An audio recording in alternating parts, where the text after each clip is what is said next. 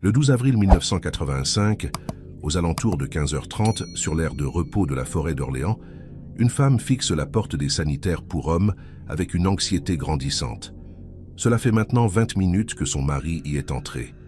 20 minutes pendant lesquelles elle a vu au moins 8 personnes ressortir, mais jamais lui. Elle descend finalement de la voiture, traverse le parking sous un soleil pâle de printemps, pousse la porte métallique des toilettes et découvre un espace vide. Personne. Pas de bruit, pas de présence, juste l'écho de ses propres pas sur le carrelage humide. Jean-Marc Boileau, 42 ans, représentant commercial, père de 2 enfants, venait littéralement de disparaître dans les airs. Catherine Boileau refait 3 fois le tour de l'aire de repos. Interroge les rares automobilistes présents. Inspecte les zones boisées environnantes avec une panique croissante. Elle finit par appeler les gendarmes depuis une cabine téléphonique, la voix tremblante, incapable d'expliquer comment un homme peut s'évanouir en plein jour sur une aire d'autoroute fréquentée. Les premiers éléments de l'enquête sont déroutants. La voiture de Jean-Marc est toujours là, moteur éteint, portière déverrouillée. Son portefeuille repose sur le siège passager avec 320 francs en liquide. Ses clés pendent encore sur le contact. Tout indique une absence de quelques minutes, pas une fuite planifiée. Dans les heures qui suivent, une battue est organisée. Des chiens renifleurs parcourent la forêt adjacente, des plongeurs sondent l'étang voisin. Rien. Aucune trace de lutte, aucun indice de violence, aucun témoin fiable, malgré le passage régulier de véhicules. Jean-Marc Boileau semble avoir été aspiré par le néant. L'affaire sera classée 3 mois plus tard, faute d'éléments exploitables, rejoignant la longue liste des disparitions inexpliquées en France. Mais 39 ans après, un simple carton égaré dans les archives va tout changer. Jean-Marc Boileau n'était pas un homme à problème. Commercial pour une entreprise de fournitures industrielles basée à Tours, il effectuait régulièrement le trajet entre sa ville et Paris pour rendre visite à ses clients. Ce vendredi 12 avril 1985, il rentrait justement d'une tournée de 3 jours dans la capitale, impatient de retrouver ses 2 filles pour le week-end. Catherine, sa femme depuis 15 ans, l'accompagnait pour cette fois. Ils avaient prévu de profiter du retour pour discuter tranquillement, loin du téléphone et des obligations familiales. Le couple roulait sur la 10 depuis 1 heure quand Jean-Marc signala qu'il avait besoin de faire une pause rapide. L'aire de la forêt d'Orléans était une halte routière classique de l'époque. Quelques places de stationnement, un bloc sanitaire basique, des poubelles et une zone pique-nique sous les arbres. Rien de remarquable, rien d'inquiétant. Catherine se souvient avoir vu son mari sourire en descendant de la Renault 18 blanche, lui dire qu'il en avait pour 2 minutes.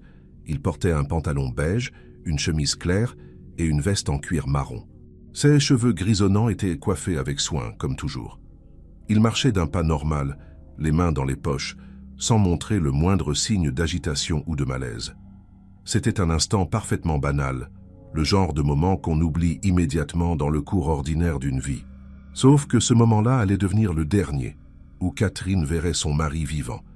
Les premières 24 heures d'enquête se concentrèrent sur les hypothèses classiques, fugue volontaire, suicide, enlèvement, accident. Mais chacune se heurtait à des incohérences majeures. Jean-Marc n'avait aucun motif apparent pour fuir. Sa situation professionnelle était stable, son couple semblait solide, ses finances équilibrées. Les recherches dans la forêt et l'étang voisin ne révélèrent aucun corps, aucun vêtement, aucun objet personnel. L'hypothèse d'un enlèvement paraissait absurde. Pourquoi cibler un commercial ordinaire sur une aire d'autoroute en plein après-midi, sans demande de rançon, sans témoin d'une quelconque altercation? Les gendarmes interrogèrent méthodiquement tous les usagers de l'aire ce jour-là, grâce aux tickets de péage et aux témoignages recueillis.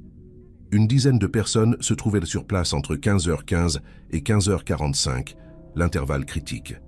Certains se souvenaient vaguement d'un homme en veste marron, d'autres non. Personne n'avait entendu de cris, vu de véhicules suspects, remarqué quoi que ce soit d'inhabituel. L'aire de repos, ce jour-là, n'était qu'un point de passage anonyme parmi tant d'autres sur une autoroute fréquentée. Mais quelque part, entre les toilettes et le parking, Jean-Marc Boileau avait cessé d'exister. Et pendant près de 40 ans, personne ne saurait pourquoi. Avant de poursuivre cette enquête et de découvrir ce qui s'est réellement passé ce jour-là sur l'A10, je vous invite à vous abonner à la chaîne et à laisser un like si ce type d'affaires vous passionne. N'hésitez pas à écrire en commentaire de quelle ville et à quelle heure vous nous regardez, cela nous aide énormément. Maintenant, revenons à cette affaire hors du commun et découvrons ensemble comment un document oublié a tout changé. En 2024, lors d'un banal déménagement de service entre deux bâtiments de la gendarmerie d'Orléans, un archiviste tombe sur un carton mal étiqueté coincé derrière une étagère métallique. À l'intérieur, des dossiers routiers datant des années 80, principalement des constats d'accidents mineurs et des rapports de signalisation. Parmi eux, une chemise cartonnée portant la mention A10, avril 1985, d'hiver. L'archiviste, par acquis de conscience, feuillette le contenu avant de tout numériser. C'est là qu'il découvre une fiche de contrôle routier qui n'aurait jamais dû se trouver dans ce carton. Une fiche datée du 12 avril 1985, remplie à 16h20 sur l'aire de la forêt d'Orléans, concernant un véhicule utilitaire Citroën C35 blanc. Le document est simple. Plaque d'immatriculation, nom du conducteur, motif du contrôle de routine, absence d'infraction constatée. Mais en bas de page, une annotation manuscrite attire l'attention de l'archiviste. Passager arrière nerveux, refuse de descendre, prétend dormir. Pas d'alcool détecté, laissez repartir. Cette mention, anodine en apparence, prend une toute autre dimension lorsque l'archiviste croise les dates et les lieux. Le contrôle a eu lieu exactement 45 minutes après la disparition de Jean-Marc Boileau, sur la même aire de repos, et le gendarme de l'époque avait noté un comportement inhabituel. Pourquoi cette fiche n'avait-elle jamais été versée au dossier de disparition? Erreur administrative, négligence ou simple malchance lors du classement? L'affaire est immédiatement transmise à la brigade criminelle d'Orléans, où le commandant Leclerc, spécialisé dans les cold cases, prend le relais. Il retrouve rapidement le dossier original de la disparition Boileau, resté scellé depuis 1988. En le comparant avec la fiche de contrôle, il constate qu'elle n'y figure effectivement pas. Le gendarme qui avait effectué ce contrôle en 1985 avait bien rédigé son rapport, mais celui-ci avait été classé par erreur dans la catégorie « contrôle de routine » au lieu d'être joint à l'enquête sur la disparition. Une simple confusion dans l'archivage, mais qui avait coûté près de 40 ans de vérité à la famille Boileau. Le commandant Leclerc note le nom du conducteur du Citroën, Bernard Malherbe, 48 ans à l'époque, domicilié à Châteauroux. Les premières recherches dans les bases de données révèlent que Bernard Malherbe est décédé en 2003 d'une cirrhose du foie. Impasse. Pas tout à fait. En creusant son passé, Leclerc découvre que Malherbe était un ancien employé d'une entreprise de déménagement qui avait fait faillite en 1989. Plus troublant encore, en 1987, il avait été interrogé dans le cadre d'une affaire de vol de marchandises sur autoroute, puis relâché faute de preuves. L'homme avait donc un lien avec le transport routier et une certaine habitude des aires de repos. Mais cela ne suffisait pas à expliquer pourquoi Jean-Marc Boileau avait disparu ce jour-là. Il fallait retrouver le passager arrière nerveux mentionné dans la fiche. Qui était cette personne? Pourquoi refusait-elle de descendre du véhicule? Et surtout, que transportait réellement ce Citroën C35 blanc? Leclerc décide de lancer un appel à témoins dans la presse locale, 40 ans après les faits. Contre toute attente, une femme de 75 ans, Monique Guérin, se manifeste. Elle se souvient parfaitement de cette journée, car elle avait croisé ce même Citroën blanc sur le parking de l'air, juste avant l'arrivée des gendarmes. Ce qui l'avait marqué à l'époque, c'était le comportement du conducteur. Il avait ouvert précipitamment les portes arrière du fourgon, jeté quelque chose à l'intérieur, puis refermé brutalement avant de remonter au volant. Monique avait trouvé cela étrange, mais sur le moment, elle ne s'était pas attardée. Seulement quelques minutes plus tard, en repassant devant le véhicule pour rejoindre sa voiture, elle avait entendu un bruit sourd provenant de l'intérieur du fourgon, comme un coup contre la paroi métallique. Elle n'avait rien dit à l'époque, pensant qu'il s'agissait peut-être d'un animal ou d'un chargement mal arrimé. Mais en lisant l'appel à témoins et en réalisant qu'un homme avait disparu ce jour-là sur cette même aire, tout s'était immédiatement reconnecté dans sa mémoire. Le commandant Leclerc prend sa déposition avec le plus grand sérieux. Si le témoignage de Monique est exact, cela signifie que Jean-Marc Boileau n'a pas disparu dans la nature. Il a été enlevé, enfermé dans ce fourgon et probablement transporté ailleurs. Mais pourquoi? Et par qui exactement? Bernard Malherbe était-il seul ou travaillait-il avec des complices? Le passager arrière nerveux était-il Jean-Marc lui-même ou quelqu'un d'autre impliqué dans l'affaire? Leclerc cherche alors à reconstituer l'emploi du temps de Malherbe ce jour-là. Grâce aux archives fiscales et aux anciens registres de l'entreprise de déménagement, il découvre que Malherbe effectuait ce 12 avril 1985 un transport entre Orléans et Châteauroux pour le compte d'un particulier. Le bon de commande, miraculeusement conservé dans les archives départementales, mentionne un chargement de meubles et effets personnels pour un certain Antoine Ferrand, résidant à Châteauroux. Nouveau nom, nouvelle piste. Antoine Ferrand, 62 ans à l'époque, était un antiquaire semi-retraité, connu dans la région pour ses achats discrets d'objets anciens. Rien d'illégal en apparence, mais Leclerc commence à sentir qu'il y a quelque chose de plus profond derrière cette façade respectable. En consultant les archives judiciaires, il découvre qu'Antoine Ferrand avait été suspecté en 1979 de recel d'objets volés, mais l'affaire avait été classée sans suite.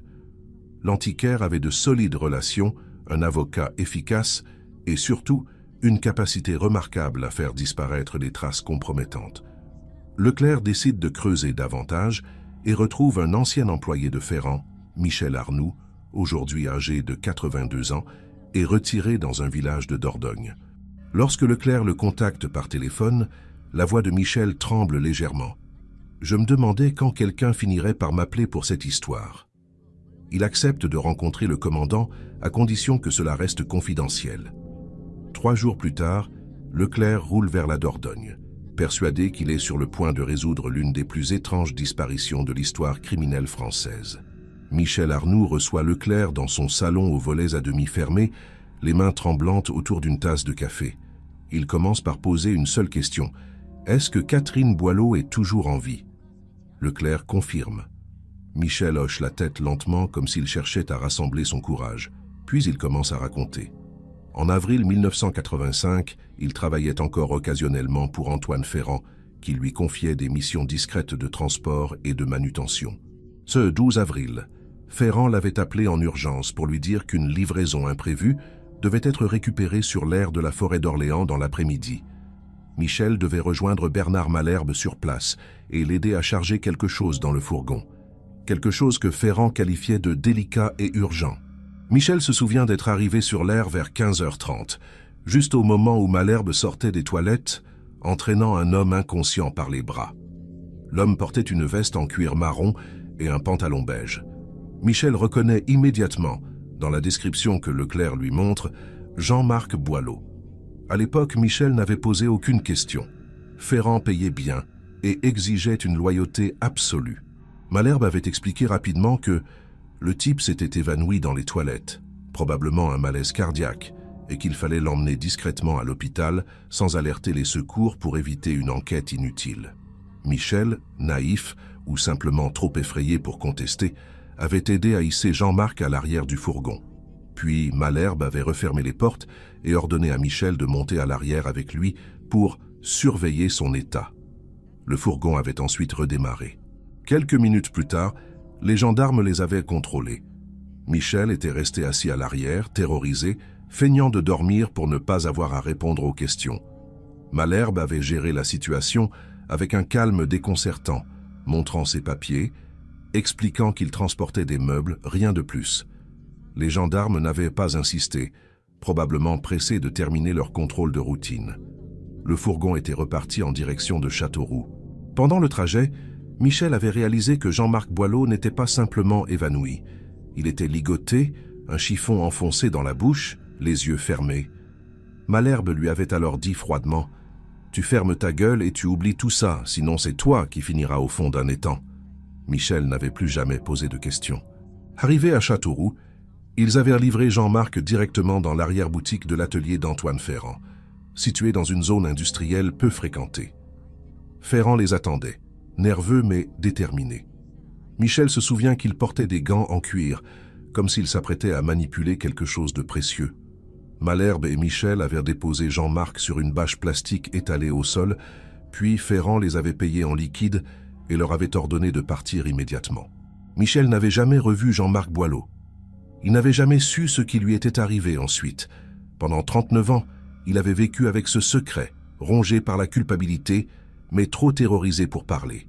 Aujourd'hui, il dit à Leclerc qu'il veut seulement que la vérité éclate, même si cela doit le conduire en prison. Le commandant Leclerc enregistre chaque mot de la confession de Michel Arnoux. Mais une question brûle encore. Pourquoi? Pourquoi Antoine Ferrand aurait-il fait enlever un commercial ordinaire sur une aire d'autoroute? Michel n'a pas la réponse complète, mais il se souvient d'un détail troublant. Quelques semaines avant la disparition, Ferrand avait reçu la visite d'un homme élégant, la quarantaine, qui cherchait désespérément à récupérer un objet que Ferrand aurait acheté lors d'une vente aux enchères. Un objet que Ferrand refusait de revendre. Michel ne savait pas de quoi il s'agissait exactement, mais il avait entendu des éclats de voix, des menaces voilées, puis l'homme était parti en claquant la porte. Quelques jours plus tard, Ferrand avait reçu un appel anonyme. Michel n'avait entendu qu'un côté de la conversation, mais Ferrand semblait paniqué. Il avait raccroché en murmurant « Ils savent où je suis ». Et maintenant, Leclerc commence à comprendre que Jean-Marc Boileau n'était peut-être qu'un pion dans une affaire bien plus sombre. Le commandant Leclerc retourne à Orléans avec la déposition de Michel Arnoux et entame immédiatement des recherches approfondies sur Antoine Ferrand. L'antiquaire est décédé en 1998 d'une crise cardiaque, mais son atelier a été racheté par un neveu qui l'a transformé en dépôt de matériaux. Leclerc obtient l'autorisation de fouiller les lieux, espérant trouver des indices matériels ou des documents d'époque. Sur place, il ne reste presque rien de l'ancienne activité de Ferrand. Les murs ont été repeints, le sol refait, les étagères remplacées. Mais dans une arrière-salle condamnée, sous une couche de gravats et de planches pourries, les enquêteurs découvrent une armoire métallique rouillée, verrouillée par un cadenas défoncé par le temps. À l'intérieur, des chemises cartonnées contenant des factures, des bons de commande et surtout un registre manuscrit tenu par Ferrand lui-même. Le registre couvre la période 1980-1987 et liste des centaines de transactions, certaines légales, d'autres clairement suspectes. Parmi elles, une entrée datée du 15 mars 1985 attire l'attention de Leclerc. Acquisition-vente Drouot, lot 47, icône russe, 17e, prix anormalement bas, provenance douteuse.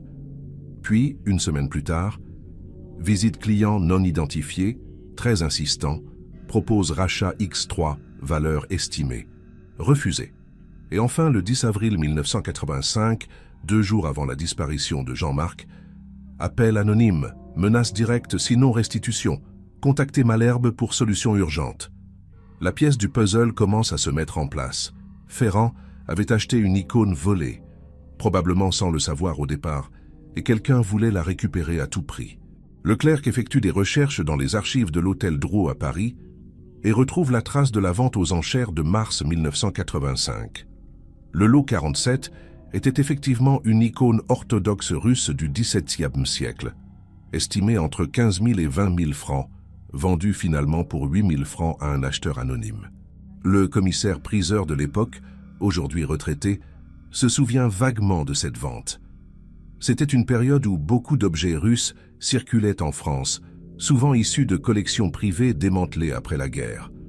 On ne posait pas trop de questions sur la provenance tant que les papiers semblaient en ordre. Mais dans ce cas précis, les papiers de provenance étaient incomplets, ce qui explique le prix anormalement bas. Ferrand, fin connaisseur, avait flairé la bonne affaire. Mais il ignorait que cette icône était au centre d'un conflit bien plus ancien. Leclerc découvre qu'en 1982, la famille Rostov, émigrés russes blancs installés en région parisienne depuis les années 20, avait signalé le vol de plusieurs objets de valeur lors d'un cambriolage à leur domicile. Parmi eux, une icône orthodoxe ayant appartenu à leurs ancêtres, pièce d'une valeur sentimentale inestimable pour la famille. L'enquête de l'époque n'avait jamais abouti. Les objets n'avaient jamais été retrouvés. Jusqu'à ce que l'un des descendants Rostov, Alexandre, repère par hasard cette même icône dans le catalogue d'une vente Drouot en 1985. Trop tard pour empêcher la vente, Alexandre avait tenté de racheter l'objet directement à l'acquéreur. Mais Ferrand avait refusé, sentant qu'il tenait là quelque chose de vraiment précieux. Alexandre Rostov, aujourd'hui âgé de 87 ans et résidant dans une maison de retraite près de Versailles, accepte de recevoir le commandant Leclerc. Dès les premières minutes de l'entretien, le vieil homme confirme avoir cherché désespérément à récupérer l'icône en 1985. Il se souvient avoir contacté Ferrand à plusieurs reprises, lui avoir proposé des sommes importantes, mais l'antiquaire restait inflexible. Puis un jour, Alexandre avait perdu patience. Il avait confié l'affaire à un intermédiaire, un homme qu'il décrit comme efficace mais peu recommandable, quelqu'un capable de convaincre Ferrand par des moyens plus persuasifs. Leclerc demande le nom de cet intermédiaire. Alexandre hésite, puis finit par lâcher Valentin Krasny, un ancien du milieu russe parisien, spécialisé dans la récupération d'objets volés. Je ne sais pas ce qu'il est devenu. Le nom de Valentin Krasny ne dit rien à Leclerc, mais une recherche dans les fichiers de la police criminelle révèle un profil inquiétant. Né en 1943 à Paris de parents émigrés russes, Krasny avait été impliqué dans plusieurs affaires de racket, d'intimidation et de trafic d'objets d'art dans les années 70 et 80. Il n'avait jamais été condamné lourdement, mais son nom revenait régulièrement dans les marges des enquêtes. En 1985, il opérait principalement dans la région parisienne, mais ses activités s'étendaient parfois jusqu'en province lorsque des objets de valeur étaient en jeu. Leclerc comprend alors que Ferrand, sentant la pression monter, avait probablement paniqué et fait appel à Malherbe pour trouver une solution radicale. Mais où Jean-Marc Boileau entre-t-il dans cette histoire? La réponse se trouve dans un autre document retrouvé dans l'armoire de Ferrand. Une fiche manuscrite, griffonnée à la hâte, portant le nom J.M. Boileau, suivi de l'inscription « Représentant fournitures industrielles, Tours, contact régulier ». Leclerc relit plusieurs fois cette fiche avant de comprendre. Jean-Marc Boileau était client de l'entreprise de déménagement de Malherbe depuis plusieurs années pour des livraisons professionnelles ponctuelles. Malherbe connaissait donc Jean-Marc, au moins de vue. Mais cela n'explique toujours pas pourquoi il avait été enlevé ce jour-là. Leclerc décide de recontacter Michel Arnoux pour lui poser cette question précise. Michel réfléchit longuement au téléphone, puis se souvient d'un détail qu'il avait oublié de mentionner lors de leur première rencontre. Le jour de l'enlèvement, avant d'arriver sur l'aire de repos, Malherbe avait reçu un appel téléphonique dans le fourgon, grâce à un des premiers téléphones de voiture de l'époque. Michel n'avait entendu qu'une partie de la conversation, mais Malherbe avait dit quelque chose comme « Oui, je le connais, il passe souvent par la 10 le vendredi. Je peux m'en occuper. » Puis il avait raccroché et expliqué à Michel qu'il devait récupérer quelqu'un sur l'aire de la forêt d'Orléans dans l'après-midi. Michel n'avait pas compris sur le moment que « récupérer » signifiait « enlever ». Malherbe avait simplement garé le fourgon sur l'aire, attendu patiemment, puis était entré dans les toilettes quelques minutes après avoir vu Jean-Marc y pénétrer. Il en était ressorti en le traînant, inconscient, probablement assommé ou drogué. Leclerc reconstitue alors le scénario probable. Valentin Krasny, mandaté par Alexandre Rostov pour récupérer l'icône, avait fait pression sur Antoine Ferrand. Ferrand, terrorisé, avait cherché un moyen de se protéger en créant un levier de négociation. Il avait demandé à Malherbe d'enlever quelqu'un qui pourrait servir d'otage ou de monnaie d'échange.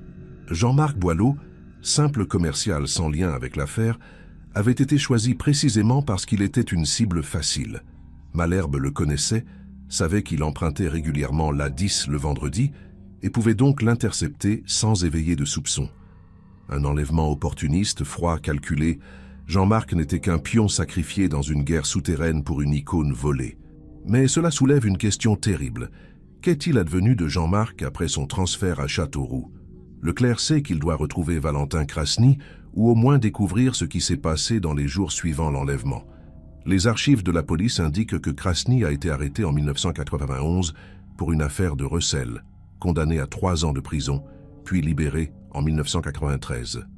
Depuis, plus aucune trace officielle. Leclerc lance un avis de recherche discret dans les fichiers nationaux et obtient une réponse inattendue. Valentin Krasny est toujours en vie, âgé de 81 ans, résidant dans un quartier résidentiel de Meudon. Leclerc prend immédiatement la route pour l'Île-de-France, sachant qu'il est sur le point de confronter l'un des derniers acteurs vivants de cette tragédie.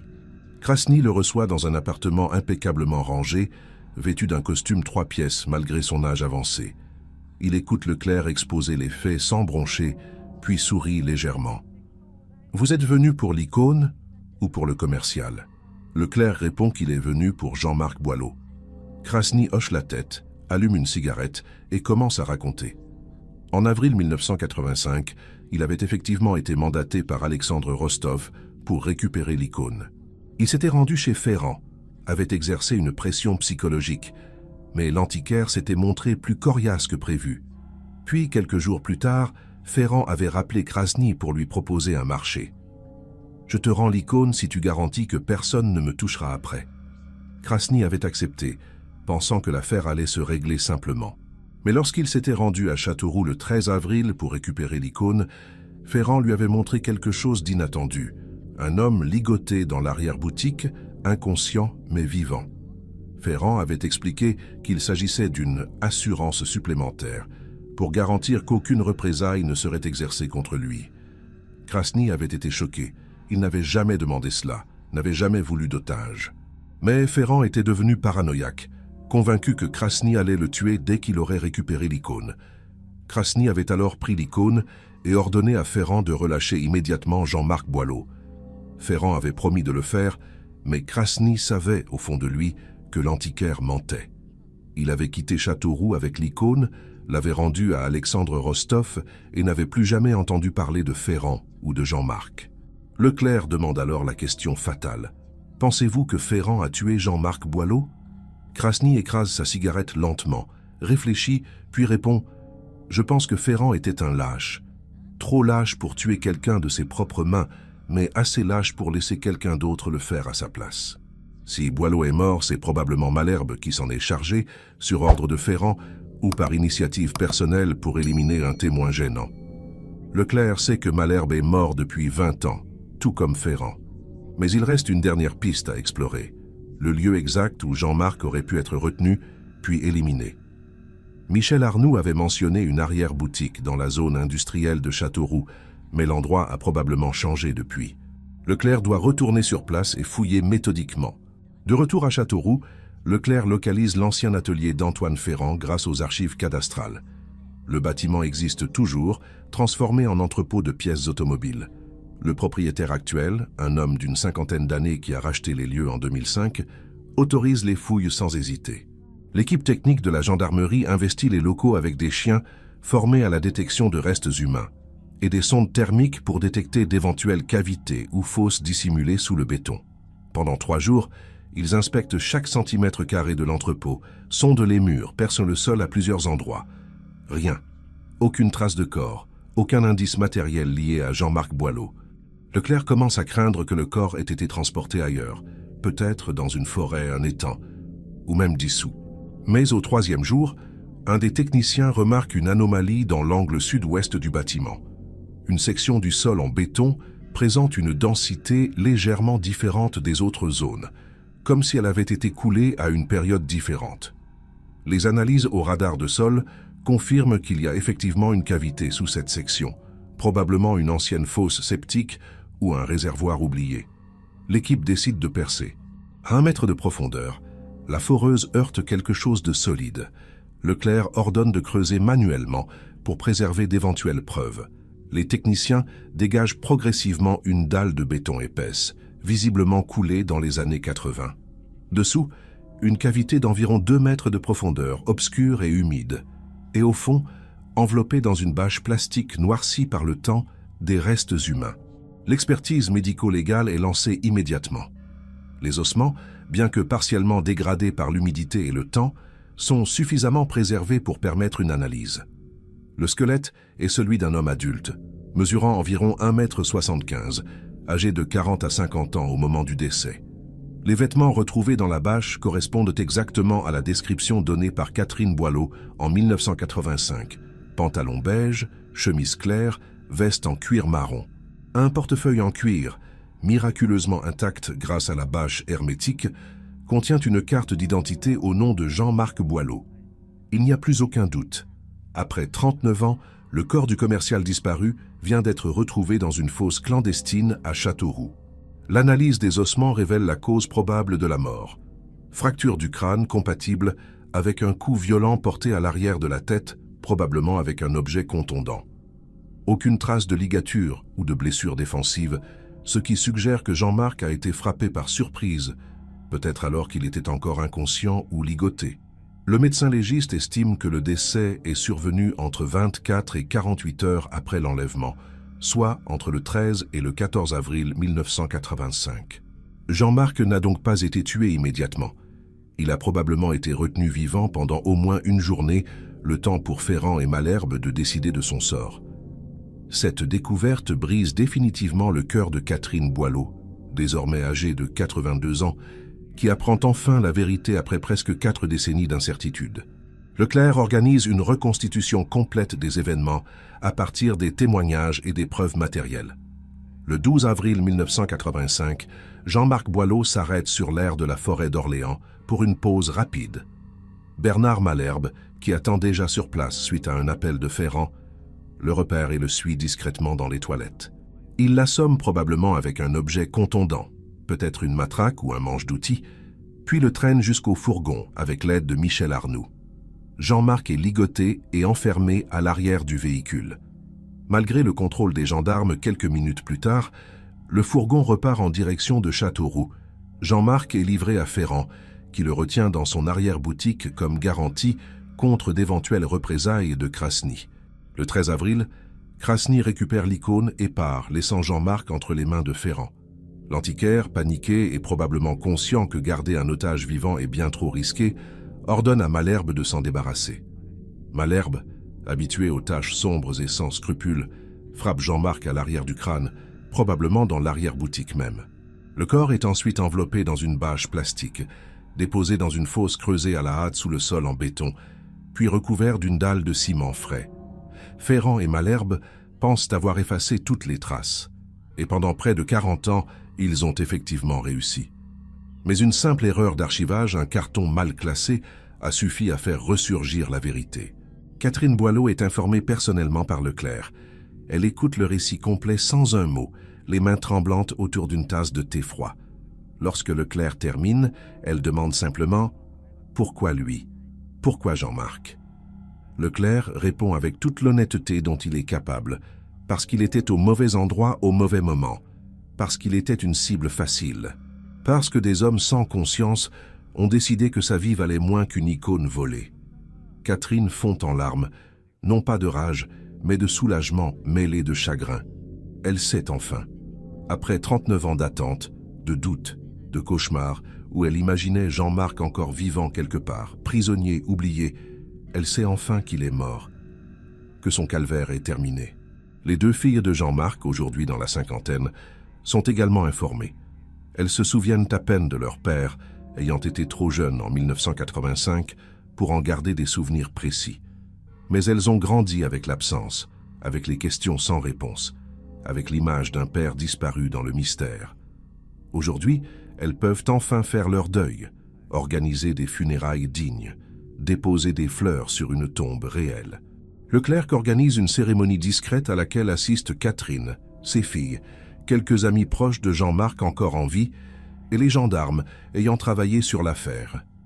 L'icône, symbole maudit de toute cette tragédie, est toujours en possession de la famille Rostov. Alexandre Rostov, informé du dénouement, exprime ses profonds regrets et propose de financer les funérailles de Jean-Marc, mais Catherine refuse poliment. Elle ne veut rien de cet homme. Leclerc publie un rapport complet sur l'affaire, qui fait rapidement le tour des médias français.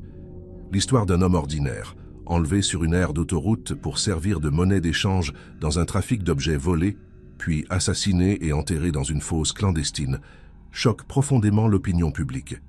Des journalistes retrouvent Michel Arnoux, qui accepte de témoigner publiquement, exprimant sa culpabilité et son soulagement d'avoir enfin parlé. Valentin Krasny, quant à lui, refuse toute interview, se contentant de déclarer par l'intermédiaire de son avocat qu'il regrette de ne pas avoir insisté davantage pour que Ferrand libère Jean-Marc en 1985. Mais les regrets ne ramènent pas les morts.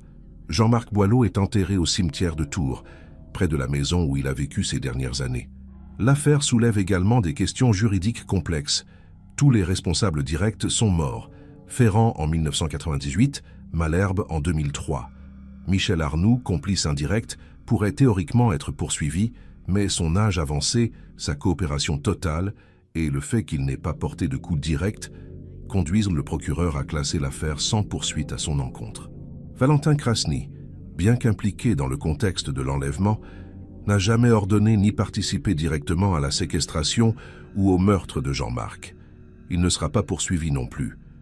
Juridiquement, l'affaire est donc close, sans condamnation, ce qui frustre certains membres de la famille. Mais pour Catherine, l'essentiel est ailleurs. Elle sait enfin ce qui est arrivé à son mari. Elle peut enfin tourner la page. Pourtant, une question la hante encore. Pourquoi les gendarmes n'avaient-ils pas fouillé plus sérieusement le fourgon lors du contrôle en 1985 ?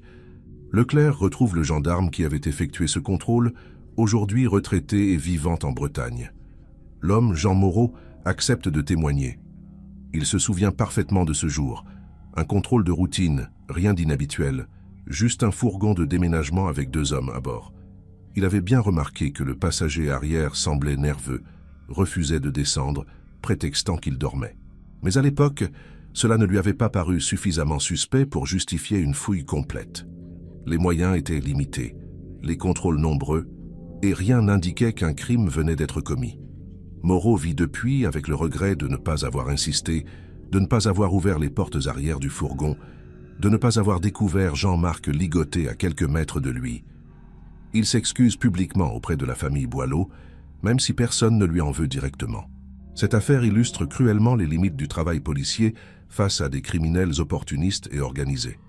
Jean-Marc Boileau aurait pu être sauvé à plusieurs reprises si les gendarmes avaient fouillé le fourgon, si Krasny avait insisté pour vérifier que Ferrand libérait bien l'otage, si Michel Arnoux avait trouvé le courage de parler en 1985. Mais chacune de ces occasions a été manquée, et Jean-Marc a payé de sa vie l'aveuglement collectif. Leclerc conclut son rapport en soulignant l'importance cruciale de l'archivage rigoureux des documents policiers. Sans cette fiche de contrôle égarée, puis retrouvée par hasard, l'affaire Boileau serait restée à jamais un mystère. C'est une leçon que les gendarmes et policiers français ne sont pas prêts d'oublier. Quelques semaines après l'enterrement de Jean-Marc Boileau, Catherine reçoit une lettre inattendue. L'enveloppe porte le cachet de la poste de Meudon. À l'intérieur, une courte lettre manuscrite signée de Valentin Krasny. Il y écrit simplement « Madame, je sais que mes excuses ne changeront rien, mais je tenais à vous dire que je regrette sincèrement de ne pas avoir fait davantage pour sauver votre mari en 1985. J'aurais dû insister, vérifier, m'assurer qu'il était libéré. Je ne l'ai pas fait, et cela me poursuit depuis. Si cela peut vous apporter un peu de paix, sachez que l'icône pour laquelle votre mari est mort a été restituée à ses propriétaires légitimes. Elle se trouve aujourd'hui dans une chapelle orthodoxe à Paris, où elle est vénérée chaque dimanche. Votre mari n'est pas mort pour rien, même si c'est une bien maigre consolation. Respectueusement, VK. Catherine lit la lettre plusieurs fois, les larmes coulant sur ses joues. Elle ne répond pas, mais elle conserve précieusement cette lettre dans une boîte où elle range tous les souvenirs de Jean-Marc. Quelques mois plus tard, elle se rend discrètement à Paris, accompagnée de ses filles, pour visiter la chapelle orthodoxe mentionnée par Krasny. L'icône est effectivement là, accrochée dans un écrin doré derrière l'autel, représentant la Vierge Marie tenant l'enfant Jésus. Catherine la regarde longuement, en silence. Elle pense à Jean-Marc, à sa vie ordinaire, à son sourire, à ses projets. Elle pense à l'absurdité de sa mort, sacrifiée pour un morceau de bois peint vieux de plusieurs siècles. Elle allume un cierge, fait une courte prière, puis quitte la chapelle sans un mot. Elle ne reviendra jamais. L'affaire Boileau devient rapidement un sujet d'étude dans les académies de police et de gendarmerie en France. Elle est utilisée comme cas d'école pour illustrer l'importance de la coordination entre services, de l'archivage rigoureux des documents et de la nécessité de prendre au sérieux même les détails apparemment anodins lors des enquêtes.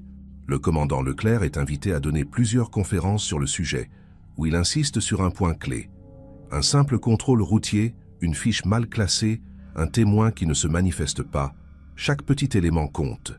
On ne peut jamais savoir à l'avance ce qui va résoudre une affaire, parfois 40 ans plus tard. Ces conférences sont suivies avec attention par des centaines de jeunes gendarmes qui voient désormais chaque contrôle, chaque rapport, chaque détail comme potentiellement crucial. Michel Arnoux, malgré son immunité judiciaire, choisit de vivre ses dernières années dans une semi-réclusion. Il donne une longue interview à un journaliste spécialisé dans les faits divers historiques où il raconte en détail son parcours, sa rencontre avec Ferrand, sa participation involontaire à l'enlèvement, et surtout le poids du secret qu'il a porté pendant près de 40 ans. Il déclare « Je ne cherche pas à me justifier. J'aurais dû parler en 1985, même si cela m'avait coûté ma vie. J'étais un lâche, je le suis peut-être encore. Mais au moins aujourd'hui, la vérité est connue, c'est tout ce qui compte. » L'interview est publiée dans un magazine national et suscite des réactions mitigées. Certains lecteurs compatissent avec Michel, d'autres le condamnent pour sa complicité. Mais la plupart retiennent surtout la tragédie de Jean-Marc, victime innocente d'un engrenage criminel. Alexandre Rostov, quant à lui, vit difficilement avec le poids de sa responsabilité indirecte. Il avait simplement voulu récupérer une icône volée, un objet de famille, sans imaginer qu'un homme innocent serait enlevé et tué dans le processus. Il rédige une lettre publique adressée à Catherine Boileau, publiée dans le même magazine que l'interview de Michel Arnoux. Dans cette lettre, il exprime ses regrets les plus profonds, reconnaît qu'il aurait dû laisser tomber l'icône plutôt que de faire appel à quelqu'un comme Krasny et propose de créer une fondation au nom de Jean-Marc Boileau pour aider les familles de disparus à financer des enquêtes privées. Catherine accepte finalement cette proposition et la fondation Jean-Marc Boileau voit le jour en 2025, financée intégralement par les descendants de la famille Rostov. La fondation devient rapidement une ressource précieuse pour des dizaines de familles françaises dont un proche a disparu sans explication. Elle finance des enquêtes privées, des analyses ADN, des recherches dans les archives et surtout, elle offre un soutien psychologique aux proches de disparus. Catherine, malgré son âge avancé, accepte de devenir la présidente honoraire de la fondation. Elle donne plusieurs conférences où elle raconte son histoire, insiste sur l'importance de ne jamais abandonner, de continuer à chercher la vérité même après des décennies. Son témoignage touche profondément les autres familles, qui voient en elle un symbole de résilience et de détermination. La Fondation reçoit des milliers de messages de soutien et devient un modèle pour d'autres pays européens confrontés à des disparitions non résolues. L'icône orthodoxe, quant à elle, reste exposée dans la chapelle de Paris. Un petit carton explicatif est ajouté sous le cadre, racontant brièvement son histoire.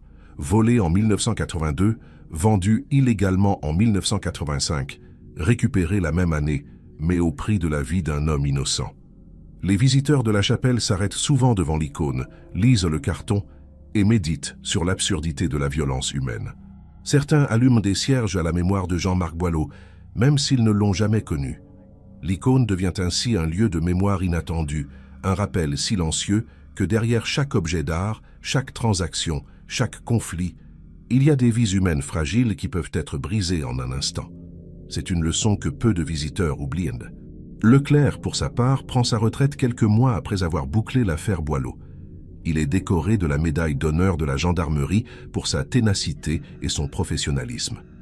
Lors de la cérémonie, il déclare « Je n'ai fait que mon travail ». Le vrai héros de cette histoire, c'est Jean-Marc Boileau, qui mérite qu'on se souvienne de lui non pas comme une victime, mais comme un homme, un père, un mari aimant. Et c'est aussi Catherine, qui a attendu la vérité pendant 39 ans sans jamais perdre espoir. Mon rôle était simplement de reconnecter les points, de suivre les indices là où ils menaient. La justice, même tardive, vaut toujours la peine d'être poursuivie. Ces mots résonnent profondément dans l'assistance, composée de gendarmes, de magistrats et de journalistes. L'affaire Boileau devient un symbole de cette justice tardive mais obstinée. Dans les mois qui suivent, plusieurs autres affaires classées sont rouvertes en France, inspirées par la résolution de l'affaire Boileau.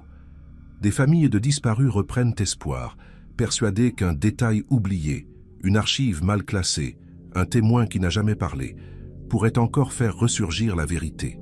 Les gendarmeries régionales reçoivent des centaines de demandes de réexamen de dossiers anciens. Certaines aboutissent, d'autres non, mais l'effet d'entraînement est indéniable. L'histoire de Jean-Marc Boileau rappelle à tous que le temps ne fait pas disparaître les crimes. Il les met simplement en sommeil. Et parfois, il suffit d'un hasard, d'une erreur d'archivage corrigée pour que la vérité explose au grand jour. C'est une leçon que la justice française ne devrait jamais oublier. Catherine Boileau vit aujourd'hui entourée de ses filles et de ses petits-enfants. Elle a retrouvé une certaine paix intérieure, même si la douleur de la perte ne disparaîtra jamais complètement. Chaque année, le 12 avril, elle se rend sur la tombe de Jean-Marc pour déposer des fleurs et passer quelques heures en silence.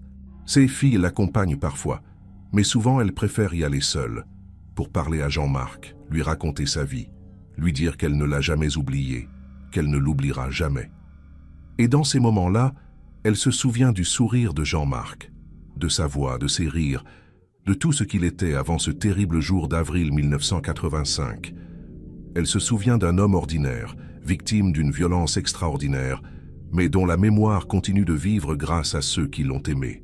En 2025, 40 ans jour pour jour après la disparition de Jean-Marc Boileau, une cérémonie commémorative est organisée sur l'aire de repos de la forêt d'Orléans, désormais rebaptisée aire Jean-Marc Boileau par décision préfectorale. Une plaque de bronze est inaugurée portant l'inscription « En mémoire de Jean-Marc Boileau, disparu ici le 12 avril 1985, victime innocente d'un crime absurde.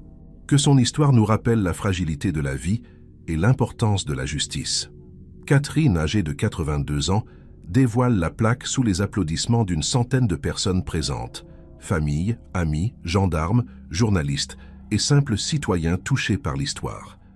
La cérémonie est sobre mais émouvante, ponctuée de prises de parole et de dépôts de fleurs. Un moment de silence est observé à 15h30, l'heure exacte à laquelle Jean-Marc est entré dans les toilettes, pour ne plus jamais en ressortir. Après la cérémonie, Catherine accorde une dernière interview à un journaliste de la télévision nationale. Elle parle avec calme et dignité, évoque les années d'attente, les doutes, les cauchemars, mais aussi le soulagement d'avoir enfin obtenu des réponses. Elle insiste sur un point. « Je ne veux pas que Jean-Marc soit réduit à sa mort. Il était un homme bon, un père aimant, un mari attentionné. Il aimait son travail, ses filles, les balades en forêt le dimanche. Il méritait de vieillir, de voir ses petits-enfants grandir. Il méritait une vie normale. C'est cela que je veux que les gens retiennent. Pas la tragédie de sa mort, mais la beauté de sa vie. » Ces mots touchent des millions de téléspectateurs et l'histoire de Jean-Marc Boileau devient un symbole national de la nécessité de se souvenir des victimes au-delà de leur statut de victime. L'icône orthodoxe, objet maudit de toute cette affaire, continue d'attirer des visiteurs curieux dans la chapelle parisienne. Certains viennent par dévotion religieuse, d'autres par simple curiosité historique. Mais tous repartent avec la même impression, que la beauté d'un objet d'art ne justifie jamais la violence exercée pour le posséder. La famille Rostov, consciente du poids symbolique de l'icône, décide finalement de la donner à un musée national d'art religieux, où elle sera exposée avec une explication complète de son histoire tragique. Le musée accepte et crée une exposition permanente intitulée « Objet de désir, histoire de violence », dans laquelle l'icône occupe une place centrale. L'exposition devient rapidement l'une des plus visitées du musée, attirant des milliers de personnes chaque année. Michel Arnoux meurt paisiblement dans son sommeil en 2026, à l'âge de 83 ans. Ses dernières volontés incluent une demande étrange, être enterré dans le même cimetière que Jean-Marc Boileau, mais à l'écart, sans plaque nominative. Il explique dans une lettre posthume qu'il souhaite rester à proximité de celui qu'il n'a pas su sauver, comme un gardien silencieux et éternel. Catherine, informée de cette volonté, ne s'y oppose pas. Michel est enterré discrètement, à quelques dizaines de mètres de la tombe de Jean-Marc. Personne ne visite jamais sa tombe, sauf parfois Catherine, qui y dépose une fleur en silence, reconnaissant malgré tout que Michel a fini par faire ce qu'il fallait en témoignant. Le pardon n'efface pas la faute, mais il permet à ceux qui restent de continuer à vivre. Valentin Krasny décède en 2027, à l'âge de 84 ans, sans jamais avoir donné d'autres interviews publiques. Sa famille organise des funérailles privées, sans publicité. Mais quelques jours après sa mort, son avocat remet à Catherine une enveloppe scellée, accompagnée d'une lettre expliquant que Krasny avait demandé que cela lui soit transmis après son décès. Catherine ouvre l'enveloppe avec appréhension. À l'intérieur, une photographie en noir et blanc datant des années 80, montrant l'icône orthodoxe dans toute sa splendeur.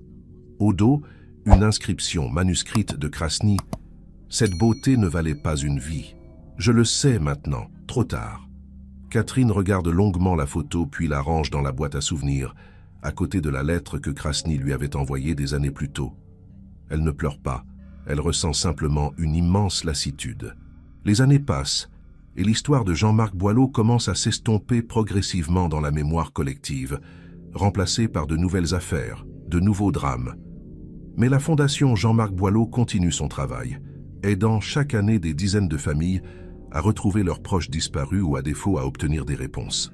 Catherine, malgré son grand âge, reste impliquée dans la Fondation, répondant personnellement aux lettres de familles en détresse, offrant son soutien et son expérience. Elle devient une figure respectée et aimée dans le milieu associatif, un symbole vivant de la résilience face à l'injustice.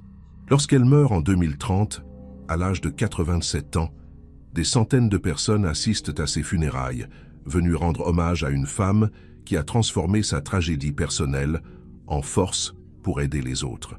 Catherine est enterrée aux côtés de Jean-Marc, réunissant enfin le couple séparé depuis 45 ans. Sur sa tombe, une inscription simple « Catherine Boileau, épouse aimante, mère dévouée, combattante de la vérité ». Ses filles poursuivent le travail de la Fondation, perpétuant la mémoire de leur père et l'héritage de leur mère. L'aire de repos. Jean-Marc Boileau reste un lieu de passage obligé pour les automobilistes sur la 10 et beaucoup s'arrêtent quelques minutes pour lire la plaque commémorative, méditer sur la fragilité de l'existence, puis reprendre leur route. C'est un lieu de mémoire discret mais puissant, rappelant qu'un simple arrêt sur une aire d'autoroute peut basculer une vie entière, et que la justice, même tardive, mérite toujours d'être poursuivie. L'affaire Boileau reste enseignée dans les académies de police et de gendarmerie comme un cas exemplaire de résolution d'une cold case, grâce à la persévérance, à l'archivage rigoureux et à la coopération des témoins. Le commandant Leclerc, décédé en 2029, est posthumement reconnu comme l'un des meilleurs enquêteurs de sa génération. Ses méthodes, basées sur l'attention aux détails et la réexploitation systématique des archives anciennes, inspirent une nouvelle génération de gendarmes et de policiers. Plusieurs affaires classées sont résolues dans les années suivantes grâce à des approches similaires, prouvant que l'héritage de Leclerc dépasse largement le cadre de l'affaire Boileau. La justice, même lente, finit toujours par avancer. C'est la leçon que Jean-Marc Boileau, malgré lui, a offerte à toute une nation. Une leçon que personne ne devrait jamais oublier. L'histoire de Jean-Marc Boileau est celle d'un homme ordinaire happé par l'engrenage d'une violence absurde, sacrifié sur l'autel de la cupidité et de la lâcheté humaine. Pendant près de 40 ans, sa disparition est restée un mystère insondable, une plaie ouverte dans le cœur de sa famille. Mais grâce à un simple hasard d'archivage, à la ténacité d'un commandant de gendarmerie et au courage tardif d'un témoin rongé par la culpabilité, la vérité a fini par éclater. Jean-Marc n'a pas été oublié. Sa mémoire continue de vivre à travers la fondation qui porte son nom, à travers la plaque commémorative sur l'aire d'autoroute, à travers les milliers de personnes touchées par son histoire. Il n'était qu'un père de famille en route vers sa maison, mais son destin tragique a changé des vies, inspiré des réformes et rappelé à tous que chaque vie compte. Catherine Boileau a montré au monde entier ce que signifie la résilience. Elle a attendu, espéré, douté, souffert, mais elle n'a jamais renoncé. Et lorsque la vérité a enfin émergé, elle a trouvé la force de transformer sa douleur en action, créant un héritage durable pour aider d'autres familles à traverser l'épreuve qu'elle-même avait vécue. Son exemple reste une source d'inspiration pour tous ceux qui luttent contre l'injustice, qui refusent de laisser les crimes impunis, qui croient en la possibilité d'une justice, même tardive. Catherine n'était pas une héroïne au sens classique du terme, mais une femme ordinaire confrontée à une tragédie extraordinaire et qui a choisi de ne jamais abandonner. C'est peut-être cela, au fond, le véritable héroïsme. Quant aux coupables, ils ont tous emporté leurs secrets dans la tombe, échappant à la justice humaine mais pas au poids de leurs actes. Ferrand, Malherbe, Krasny et même Michel Arnoux ont tous, d'une manière ou d'une autre, payé le prix de leur implication dans cette tragédie. Certains par la culpabilité, d'autres par la honte, d'autres encore par l'oubli. Mais aucun n'a réussi à effacer ce qu'ils avaient fait. L'histoire les a rattrapés, et leur nom restera à jamais associé à cette affaire sordide. C'est une forme de justice imparfaite, certes, mais c'est tout ce qui reste lorsque les tribunaux ne peuvent plus agir. La mémoire collective devient alors le dernier tribunal, celui qui juge sans prescription, sans délai, sans pitié. Et devant ce tribunal-là, personne n'échappe vraiment.